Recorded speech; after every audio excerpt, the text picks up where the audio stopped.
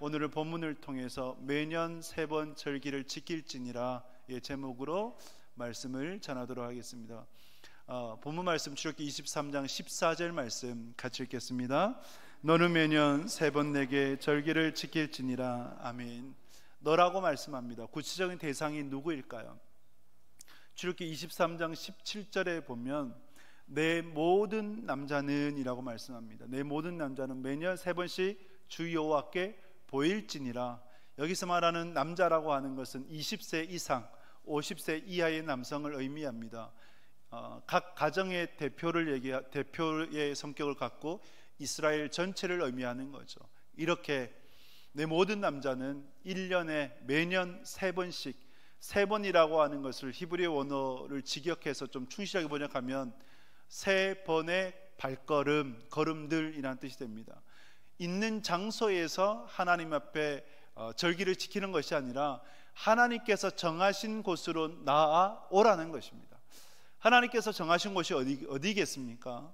광야 시대 때는 성막이었고, 가나안 땅에서는 하나님께서 정하신 성소, 제단이 있는 곳이었고, 그리고 예루살렘 성전이 건축되고 난 이후에는 예루살렘 성전이 하나님께서 정하신 곳이 됩니다. 지킬지니라. 그리고 17절을 보면 여호와께 보일지니라.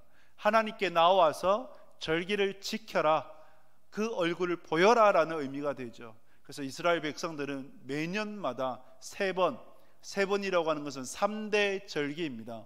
무교절, 맥추절, 수장절이 돼요. 이 3대 절기 때마다 하나님께로 나와서 성막으로, 그리고 성소로, 성전으로 나와 제사 예배를 드려야 했습니다.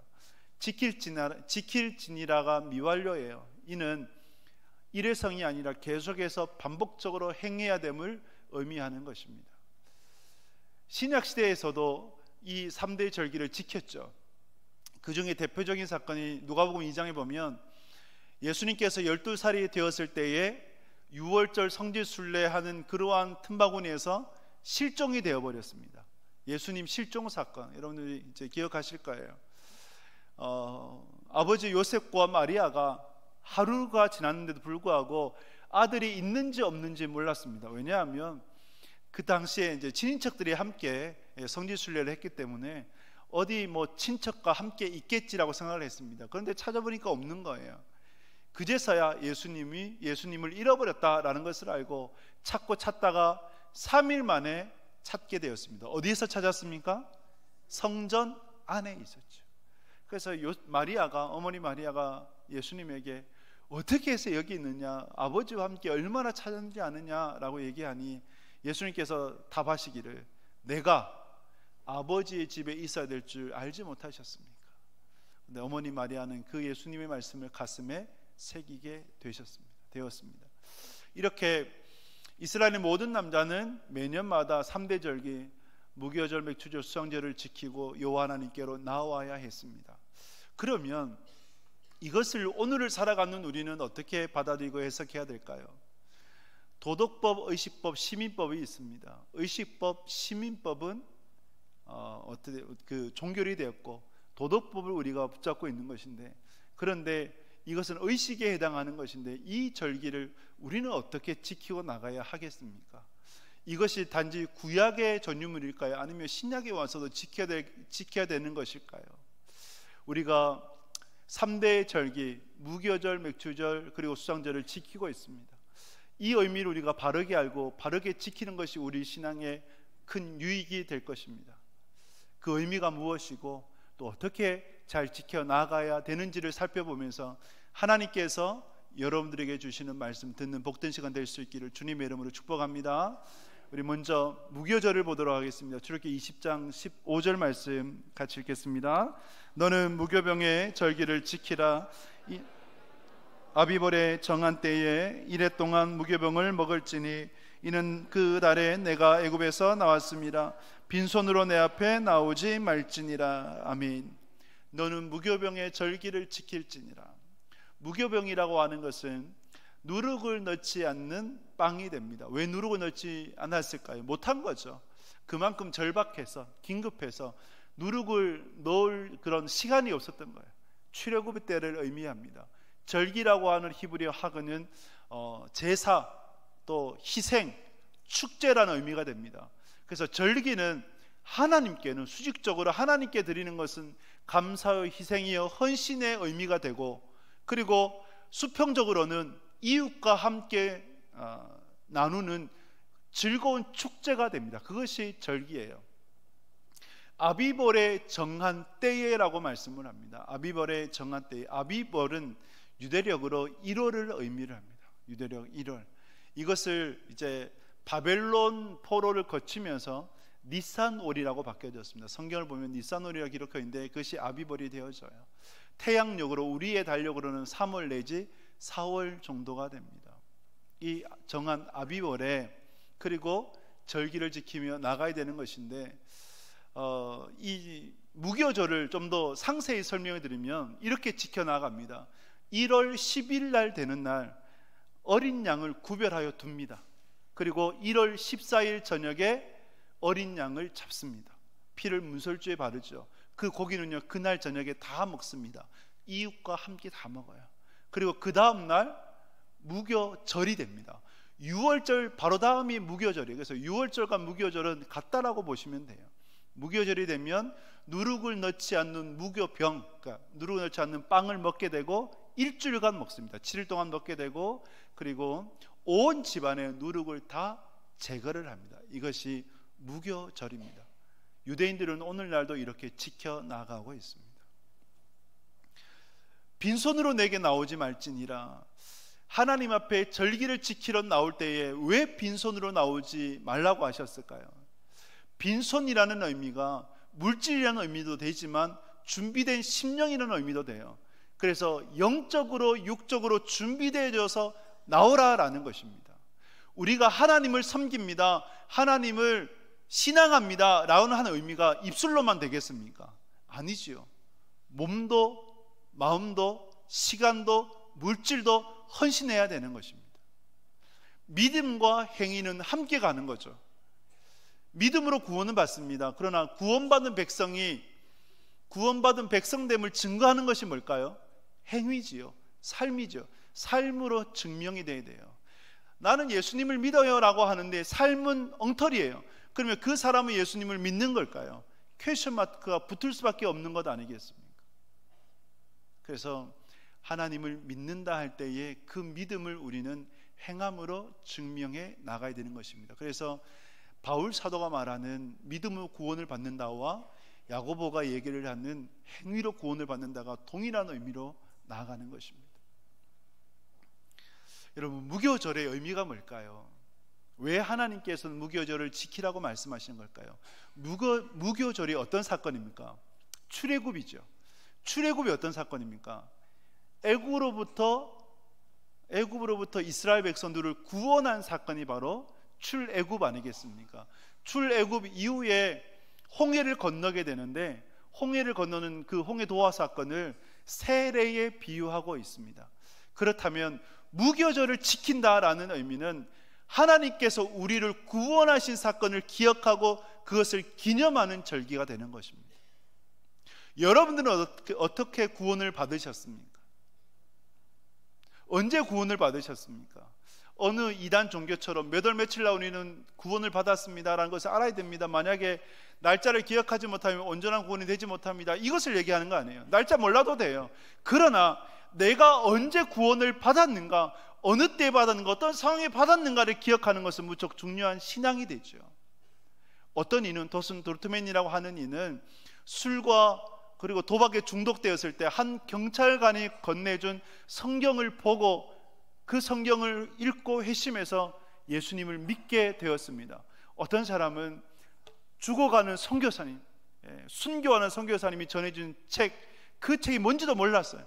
문풍지에 그냥 발랐습니다. 문풍지처럼 발랐고 그것을 그냥 내팽개쳐 버리고 있다가 나중에 되어서 그 성경을 그걸 본 거예요. 그 책이 복음서였어요. 그것을 읽다가 회심해서 예수님을 믿게 되었어요. 어떤 선교지에서는 중환병에 걸려서 아무리 토속신앙 그리고 여러 가지 방법을 취해봐도 치료가 안 되는 거예요. 그런데 선교사님이 있다. 그리고 선교사님이 있는 예수님 고친다더라. 그 소식을 듣고 성경책을 머리맡에 놓으니까 어떻게 되었을까요? 병이 나아버렸어요. 그가 구원을 받고 그리고 온 집안이 그리고 그 마을 전체가 구원을 받게 되었습니다. 이렇게 여러분 각자마다의 구원의 스토리가 있어요. 구원의 때가 있어요. 구원의 상황이 있어요. 여러분들은 어떻게 구원을 받으셨습니까? 저는 설교를 준비하면서 저의 구원을 되돌아보았어요. 저는 모태신앙이었지만 뭐랄까요, 어릴 적에는 그냥 습관적으로 교회를 다녔었습니다. 저희 부모님이 저에 대해서 야단을 치지는 않았어요. 그런데 언제 그렇게 가장 화를 냈냐, 제가 한 번씩 교회를 빠뜨릴 때, 주일 예배를 드리지 않을 때, 예배 안 드리고 낚시하러 가고 뭐 수영하러 가고 놀러 걸리면 엄청 화내시더라고요. 부모님 이거는 정말 싫어하시는구나, 그렇게 생각을 하고, 그리고 초등학교 5학년 때 이제 유학 아닌 유학을 떠나고 그러면서 혼자 지내고 있다가 그 가운데 이제 교회는 계속 가야겠다 생각을 해서 교회로 나갔었습니다. 그러면서 고등학교 때 예수님을 만나게 되었고, 예수님을 만났을 때에 지식적으로 알던 예수님이 나의 죄 때문에 십자가 못 박혀 죽으셨다고 하는 지식이 그때는 가슴으로 느껴지고 너무 마음이 아프더라고요. 예수님이 나의 죄 때문에 십자가 못 박혀 죽으셨구나, 그 고백이 되어지고, 그리고 정말 이것이 믿어지고 고백되어지는 사람 앞으로 나와서 자신의 죄를 회개하라 하는 목사님 말씀 따라서 앞에 나와서 회개하고 토해내고, 그때부터 저는 어떻게 살아야 될까요? 제가 주님을 위해서 어떻게 살아야 되겠습니까? 아깝지 않았어요. 시간도 아깝지 않았고 주님 앞에 들어지는 것도 아깝지 않았어요. 그래서 매주 토요일마다 산기도로 또 기도원으로, 그리고 고3 때 가장 황금 같은 시간대 아닙니까? 그때도 매주 토요일마다 저녁 때는 노방에 전도하러 나갔었어요. 내가 주님 위해서 살겠습니다, 그 고백으로 시간을 하나님 앞에 드리겠습니다. 그래서 전도도 하고 그런 시간을 보냈었는데, 여러분, 무교절을 지킨다고 하는 것은 구원의 때를 지키는 거예요. 우리가 하나님 앞에 어떻게 구원받았는가를 기억하고 감사하며 나가는 것이 무교절을 지키는 것입니다. 여러분들에게 있어서 구원의 기쁨을 얼마만큼 간직하고 있는지 되새겨 볼 수 있기를 축복합니다. 에베소 교회를 향한 주님의 말씀을 잊지 마십시오. 계시록 2장 5절에 보면, 2장 5절 말씀 같이 읽겠습니다.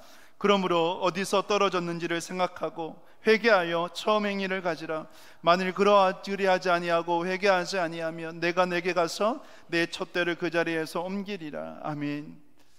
어디서 떨어졌는지를 생각하고 회개하여 처음 행위를 회복하라고 말씀을 해요.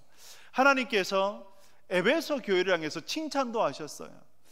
이단들을, 또 거짓 선지자들을 물리치고, 그리고 수고와 인내와 모든 행위들을 다 잘 아신다라고 말씀하시면서 칭찬도 하셨어요. 하지만 그 가운데 처음 행위, 즉 주님과의 첫사랑을 잃어버린 것에 대해서는 책망을 하셨습니다. 어디서부터 떨어졌는지를 다시 살펴서 처음 사랑을 회복하라고 말씀하셨어요. 회복하지 않으면 촛대를 옮겨버리시리라. 하나님의 촛대를 옮겨버리시리라. 너무나 무서운 말씀 아닙니까? 에베소 교회, 에베소는 오늘날 터키의 에페소이죠. 그 지역에 가보면 유명한 이제 관광지예요. 셀수스 도서관이 있고, 그리고 뭐 오페라 야외 극장이 있어요. 뭐 수만 명, 만 명, 2만 명, 그 당시에 10,000명, 2만 명이 들어가는 야외 극장을 짓는다. 엄청난 규모이죠. 그리고 또 이방 신전들이 있고 아주 부유한 도시였습니다. 그런데 그렇게 부유한 도시가 지금은요 너무 가난한 지역으로 전락해 버렸습니다. 그러면서 또 그 지역이 그 당시 때는, 이 서신이 쓰여질 당시에는 여러분 항구 도시였거든요. 지금은 육지로 바뀌었어요. 왜 육지로 바뀌었는지 아십니까? 지각 변동에 의해서, 지진에 의해서 땅이 밀려버렸대요. 그래서 항구 도시에서 그냥 이제 육지로 바뀌었고, 그러면서 무역이 쇠퇴하고 점점 지역은 가난하게 되었다. 이 말씀을 저는 그 선교지에 방문을 해서 또 둘러보면서 이 말씀을 묵상을 했을 때 하나님께서 경고하신 첫사랑을 회복하지 않으면 내 촛대로 옮겨버리시리라 하셨던 그 말씀이 응한 것이 아닌가라고 생각을 합니다. 여러분, 무교절을 지키는 것은 하나님께서 여러분들을 행하신 구원의 사건을 기억하는 것이고, 어떻게 구원했는지, 어떤 상황에서 어떤 때에 구원했는지를 기억하며 감사함으로 나아가는 그 절기가 되겠습니다. 무교절을 지키십시오. 처음 사랑을 온전히 회복하는 여러분 될 수 있기를 축복합니다. 촛대가 옮겨지는 삶이 아니라 하나님께서 어제보다는 오늘, 오늘보다는 내일 더욱더 복을 주시는 그러한 신앙 꼭 되실 수 있기를 주님의 이름으로 축복합니다. 두 번째는 맥추절입니다. 우리 16절 말씀, 23장 16절 같이 읽겠습니다. 맥추절을 지키라. 이는 내가 수고하여 밭에 뿌린 것의 첫 열매를 거둠이니라. 수장절을 지키라. 이는 내가 수고하여 이룬 것을 연말에 밭에서부터 거두어 저장함이니라. 아멘. 맥추절을 지키라. 맥추절은 다른 말로 칠칠절, 초실절, 그리고 오순절로 불립니다. 칠칠절로 불리는 것은 6월절에서 시작을 해서 7일을 7번 지나는 49일째가 되지 않습니까? 그때가 바로 맥추절이다. 그리고 오순이라고 불리죠. 10일을 5번 지나는 절기, 5번 지나면 시작된 절기. 그래서 오순절이라고 불리기도 하고, 초실절, 맥추, 보리를 처음 추수해서 하나님 앞에 감사함을 올려드린 절기라고 해서 초실절이라고 불리기도 합니다. 그런데 여러분, 맥추절은 광야에서 지키는 절기일까요? 아니면 가나안 땅에서 지키는 절기일까요? 광야에서 농사를 지었습니까? 안 지었습니까? 농사를 안 지었죠. 농사를 지을 수가 없죠. 사막인데 어떻게 농사를 지어요? 그리고 광야는 잠시 지나가는 곳인데, 그래서 광야에서 지키는 절기가 아니라 가나안 땅에 들어가서 지키는 절기가 되어져요. 가나안 땅에 들어가서 지키는 절기. 하나님께서 맥추절을 지키라고 말씀하면서 내가 수고하여 뿌린 씨앗의 열매를 거둠이니라 말씀하셨거든요. 수고하여 뿌린 씨앗의 열매를 거둘 수 있도록 반드시 가나안 땅으로 인도하신다라는 의미가 되어져요. 그리고 신명기 11장 8절을 보면 내가 들어가 차지하려 하는 땅은이라고 말씀해요. 들어가 차지하려 하는 땅은, 차지하려 하는 땅이라고 하는 것은 하나님이 가나안 땅을 주신다 안 주신다? 주신다는 거죠. 반드시 너에게 가나안 땅을 주겠다라고 말씀하는 거예요. 차지하려 한다라고 하는, 차지한다라는 히브리적 원어를 보게 되면 누린다는 의미가 되어져요. 누린다. 가나안 땅이면 들어가는 것이 목적이 아니라 가나안 땅에서 누리는 인생이 되도록 하신다는 의미가 되어지죠. 대학에 들어가는 것으로 그칩니까? 아니죠. 대학에 들어가면 대학의 청년의 어떤 기쁨을, 즐거움을 누려야 되는 것 아니겠습니까? 대학에서 예를 들면 얻을 수 있는, 훈련받을 수 있는 영적인 훈련, 신앙의 훈련을 받아야 되는 거 아니겠습니까? 그것이 누린다는 거죠. 취업을 했으면, 회사에 취직을 했으면 회사에 어떻게 보면 체계의 조직에 의해서 힘겨워하는 것은 누린다라고 볼 수 없겠죠. 회사에서 또 하나님 안에서 그 사명에 따라 해 나아가며 하나님께서 주시는 기쁨을 회사 안에서 갖게 되는 것, 이것이 바로 누린다는 거죠. 결혼을 하면 결혼의 기쁨을, 즐거움을 누리는 것이죠. 그래서 가나안 땅에 들어가게 하겠다, 들어가는 것을 그치는 것이 아니라 누리도록 하겠다라고 하나님께서 말씀합니다. 이는 하나님께서 반드시 이스라엘 백성들을 가나안으로 인도하시겠다, 인도함의 확신이 되는 것입니다. 이것이 맥추절이에요. 그래서 맥추절은 하나님이 우리를 광야에서가 아니라 가나안 땅으로 반드시 이끄신다라는 확신에 대한 감사의 절기가 됩니다. 광야가 힘들죠. 불편하고요, 고통스럽고요, 낮에는 너무 덥고 밤에는 너무 추워요. 그래서 광야는 너무너무 살기 고통스러운 곳입니다. 물론 장점이 있어요. 하나님 더욱더 바라볼 수 있고, 광야에서 하나님 더 붙들 수 있는 곳이, 볼 수 있는 곳이 없으니까. 그러나 광야는 고통스럽습니다. 근데 이 광야, 여러분, 광야에서 우리가 소망이 있는 것은, 광야는 영원히 머무는 곳이 아니라 지나가는 곳이기 때문입니다. 광야는 지나가는 곳. 그래서 이번 특별 새벽 기도회 때 여러분 세상에서 가장 아름다운 새가 어떤 새입니까? 특새죠. 특새. 예. 특별 새벽 기도 9월 4일부터 있는 일주일간의 가을 특별 새벽 기도를 통해 광야를 지날 때 우리의 인생이 광야 아니겠습니까? 이 광야를 지나가는 법을 배우는 시간, 하나님께서 주시는 은혜를 공급받는 시간, 광야 같은 인생길에서 어떻게 승리하며 나아가야 될지 성경을 통해서 묵상하고 하나님의 은혜를 구하고자 합니다. 여러분들이 기도로 준비하실 수 있기를 바라고 또 하나님께서 베풀어 주실 은혜를 사모하는 복된 시간 될 수 있기를 바라겠습니다. 맥추절은 하나님의 인도에 대한 확신이에요. 광야에서 반드시 가나안 땅으로 인도해 주시겠다. 그리고 여러분 맥추절을 다른 말로 초실절이라고 부르잖아요. 초실절이 뭐라고요? 첫 열매, 보리를 추수하고 처음 얻는 열매에 대해서 감사하며 나아가는 그것이 맥추절이 되겠습니다. 첫 열매라고, 첫 열매를 묵상할 때 예수 그리스도의 부활을 묵상하게 됩니다.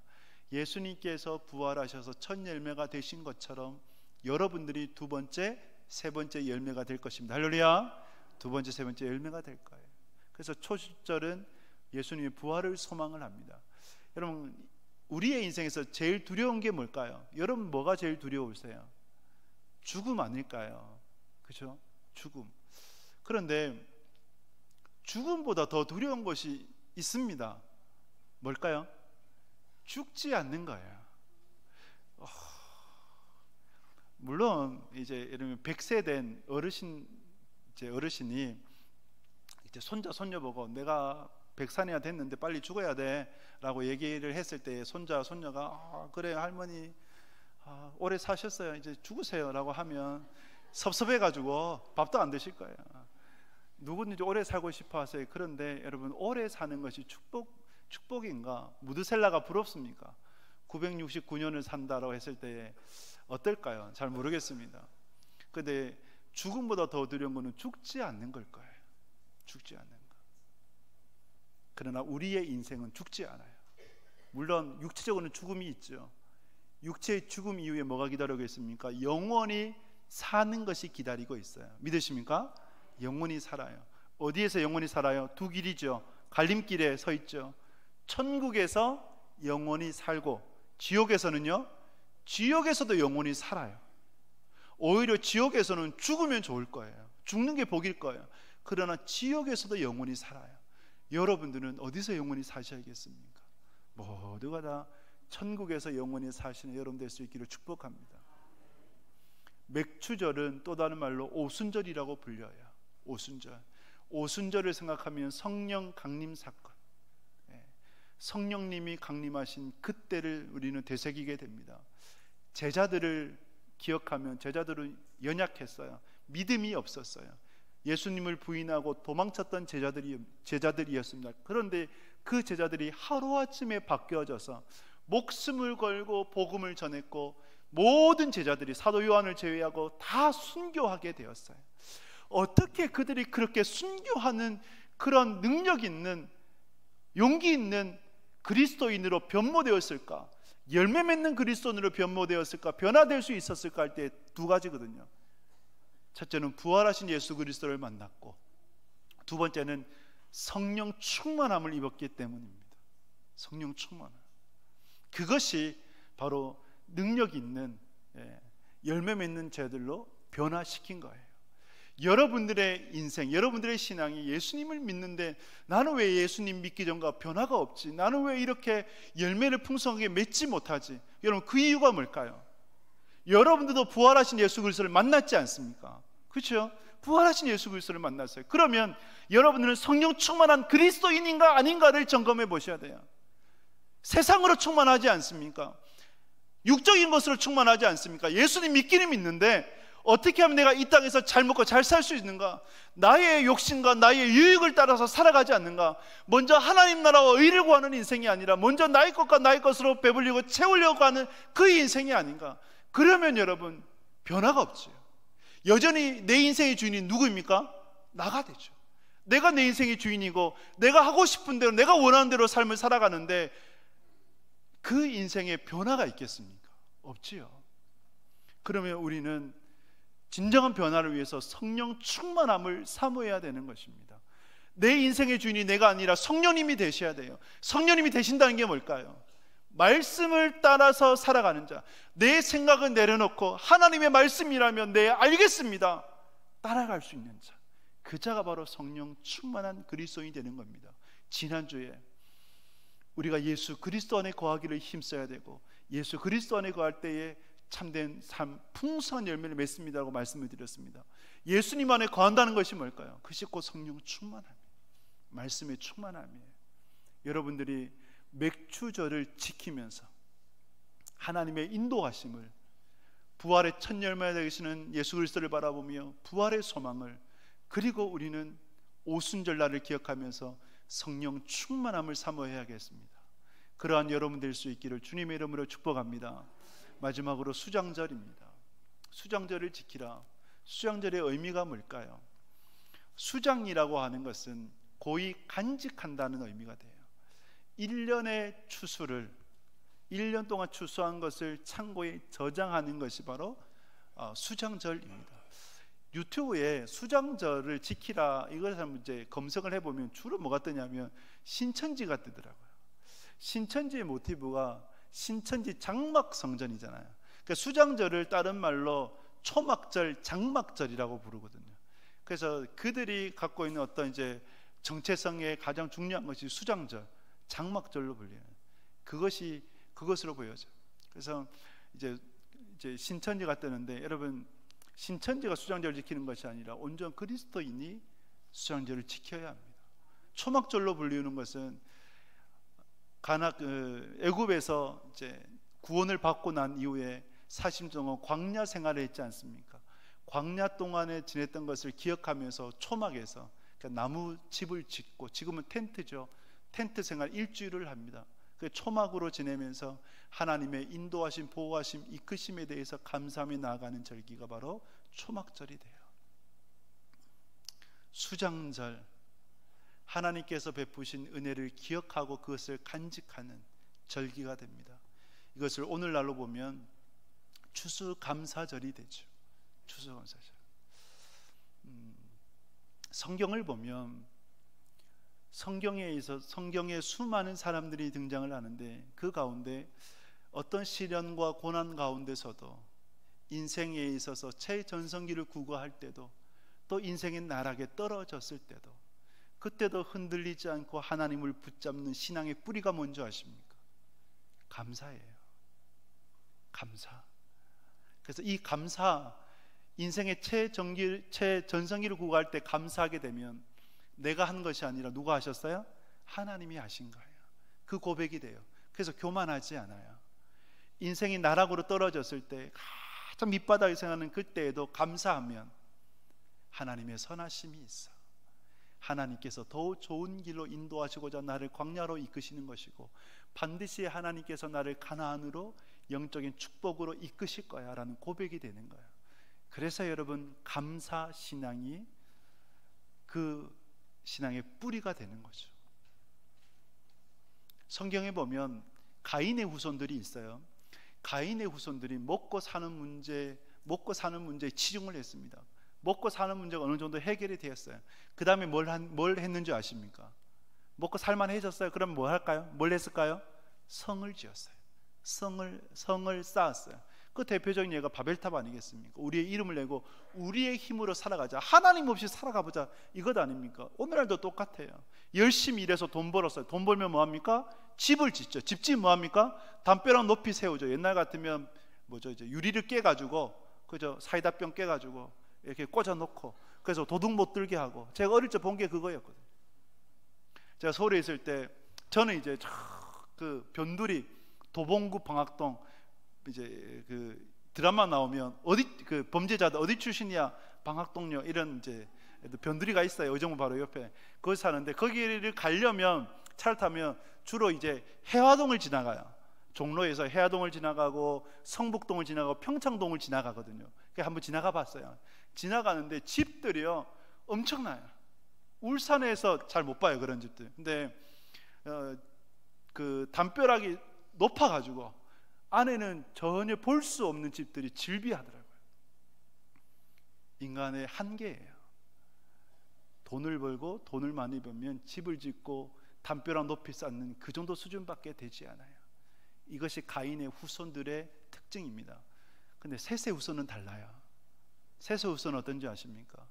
셋의 후손들은 성경에서 말할 때 창세기 4장에 보면 비로소 여호와의 이름을 불렀더라. 비로소 여호와의 이름을 불렀더라. 여호와의 이름 부르는 것이 뭡니까? 하나님 앞에 예배드리는 거죠. 가인의 후손은 담벼락 높이 쌓는 것을 했다면 셋의 후손은 하나님께 예배드리기를 힘쓴 거예요. 아브라함이 보이지도 않는데 하나님께서 보여주실 땅으로 나아갔고, 보여주실 땅에 도착했을 때 가장 먼저 한 것이 뭡니까? 단을 쌓고 여호와의 이름을 불렀어요. 예배를 드렸어요. 다윗이 왕이 되었을 때에 평안할 때였습니다. 이때에 자신은 아무것도 아닌 자신은 백향목 궁에 거하는데 내 하나님은, 온 우주의 주인 되시는 하나님은 저 텐트에 거하신다. 이것으로 너무 가슴이 아팠고, 그래서 어떻게 하면 내가 하나님을 위해서 성전을 지어 드릴까를 고민했더니가 다윗이에요. 셋의 후손의 특징이에요. 솔로몬은 어떻습니까? 솔로몬이 왕이 된 이후에 기브온에 가서 1,000번제를 드렸죠. 1,000번제 드리고 난 후에 그날 밤에 하나님께서 물으셨어요. 내가 내게 무엇을 줄까? 너는 구하라. 만약에 여러분들에게 하나님께서 물으신다면 여러분 무엇을 구하시겠습니까? 오늘 밤에 다 주무시다가 하나님께서 여러분들의 꿈에 나타나셔가지고 한 가지만 구해라, 내가 줄게. 뭘 구하시겠어요? 솔로몬이 뭘 구했습니까? 지혜를 구했죠. 지혜. 돈도 명예도 권력도 구하지 않았어요. 그래서 하나님이 감동하셔서 구하지 않은 모든 것을 주시게 되셨죠. 왜 지혜를 구했습니까? 자신은 도저히 왕이 될 수 없는 자인데 하나님의 은혜로 왕이 되었는데, 그렇다면 내가 어떻게 하나님의 은혜를 따라서 이 백성들을 잘 통치할 수 있을까? 그것을 고민했던 솔로몬이었어요. 그래서 지혜를 구했던 거죠. 셋의 후손의 특징입니다. 하나님을 기억하고 하나님의 은혜에 감사하고 하나님 앞에 예배드리는 인생. 여러분, 수장절을 지킬 수 있기를 축복합니다. 하나님께서 여러분들에게 베푸신 은혜를 기억하고 그것을 저장하실 수 있기를 바라요. 은혜를 저장한다. 그것이 수장절이에요. 그러면 이 수장절을 잘 지키는 것이 뭘까요? 묵상을 하면서 이런 생각이 떠올랐어요. 배울 때에 무엇을 배운다고 할 때 가장 잘 배우는 방법이 뭔지 아십니까? 효과적인 배움의 방법이 뭔지 아세요? 어떻게 하면 가장 잘 배울까요? 가르치면 돼요. 가르친다라고 생각하면 훨씬 힘써 배우게 됩니다. 여러분, 일을 가르치려면 몇을 배워야 될까요? 한 10을 배워야 될 거예요. 그래서 가르쳐보면 가장 확실하게 배울 수가 있는 거예요. 하나님의 은혜를 기억하고 그 은혜를 따라서 살아간다면, 그 은혜를 나눌 수 있다면, 그 은혜를 흘려보내는 삶을 살 수 있다면, 그러면 이 수장절을 가장 잘 지키는 그러한 신앙이 될 것입니다. 도슨 돌트맨 말씀을 들었습니다. 그가 젊었을 때 술과 도박에 중독이 되었고 어느 경찰관의 도움으로 예수님을 믿게 되었어요. 성경을 읽고 예수님을 믿게 되었습니다. 예수님을 믿고 난 다음에 성경에 읽는데, 특히 복음서를 읽는데 마태복음 28장의 말씀 너무 감동이 되는 거예요. 너는 가서 모든 족속으로 제자를 삼아라. 다른 이들은 가서 전도해라 라는 의미로 받아들였다면, 이 돌트맨은 가서 내가 제자를 삼아야겠다. 제자를 삼아야겠다. 그래서 작은 예수로 삼아야겠다, 이것을 결심하게 됩니다. 그래서 샌디에이고로 가서 자기 아파트에, 샌디에이고가 주로 이제 해군이 있었대요. 그래서 그 해군을 자기 집으로 초대를 해서 오전에는 성경을 공부하고, 그리고 오후에는 나가서 함께 전도하고, 저녁에는 와서 전도 쉐어링을 하고, 그리고 기도회를 가졌다 그럽니다. 그들에게 다시 배를 타게 되면 배에서 할 게 없으니까 그래서 복음을 전해라, 똑같이 작은 예수로 살아라, 그렇게 교육을 시켰습니다. 이렇게 해서 생겨난 단체가 뭐냐? 내비게이터예요. 내비게이터가 왜 그 이름이 되어졌느냐? 해군이 영어로 네이비 아니겠습니까? 그래서 내비게이터라고 정한 거예요. 그 한 사람이 복음을 받아들이고 은혜를 간직을 하고 이 은혜를 어떻게 나눌 수 있을까 고민하며 복음을 위해서 살아가고자 했을 때 그 영향력 있는 삶을 살아갔어요. 빌리 그레이엄 목사님이 전도 집회를 한 이후에 어떻게 회신자들을 제대로 신앙을 세울까 했을 때 이 돌트맨한테 부탁을 했다고 합니다. 양육을 부탁을 했어요. 그리고 국제 CCC 설립자가 되어지는 빌 브라이트 박사의 이 돌트맨의 전도에 의해서 예수 그리스도를 믿게 되고 CCC를 세우게 되고, 이 CCC 빌 브라이트 박사와 함께 만났던 김중건 목사님이 한국에 와서 한국 CCC를 세운 거예요. 이렇게 해서 복음이 파손되고 영향력 있게 퍼져나갈 수 있었던 거예요. 그 한 사람 한 사람에 의해서 하나님의 은혜를 기억하고 간직하고 내 것만 아니라 함께 나누는 인생이 되고자 했을 때에 놀라운 역사를 이루게 된 거죠. 수상절을 지킬 수 있기를 축복합니다. 하나님의 은혜를 기억하십시오. 하나님의 은혜를 고이 간직하십시오. 저장하십시오. 가장 바르게 저장하는 것은 흘려보내는 거예요. 그 삶대로 살아가는 거예요. 배운 대로 살아가는 거예요. 은혜 입은 대로 살아가는 거예요. 그러한 복된 인생 될 수 있기를 주님의 이름으로 축복합니다. 말씀을 맺습니다. 너는 매년 3번 절기를 지킬지니라. 무교절입니다. 하나님께서 여러분들을 어떻게 구원하셨는지를 기억하고 처음 사랑을 온전히 회복하시는 여러분 될 수 있기를 축복합니다. 맥추절입니다. 하나님의 인도하심을 확신하십시오. 광야는 잠시 지나가는 곳입니다. 반드시 영적인 가나안 땅으로 인도해 주실 것입니다. 부활의 소망 가운데 살아가십시오. 오순절을 통해서 부활하신 예수 그리스도를 만난 이후에 성령 충만함을 사모하며 살아가는 여러분 될 수 있기를 축복합니다. 수장절을 통해서 하나님의 은혜를 기억하고 여러분들이 창고에 고이 간직하며 은혜를 함께 나누고 은혜 받은 대로 살아가는 복된 인생 꼭 되실 수 있기를 주님의 이름으로 축복합니다.